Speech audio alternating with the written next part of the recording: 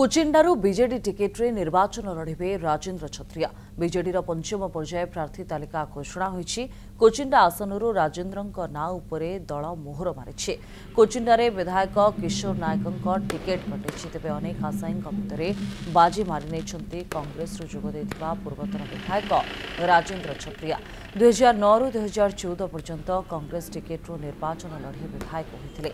एवं बीजेडी विधायक प्रार्थी भाव में दल तांको आस्था प्रकट करिथिबारु से मुख्यमंत्री नवीन पट्टनायक को धन्यवाद देवा सहित विकास धारा को आगे नेबे बोली कहिसंती।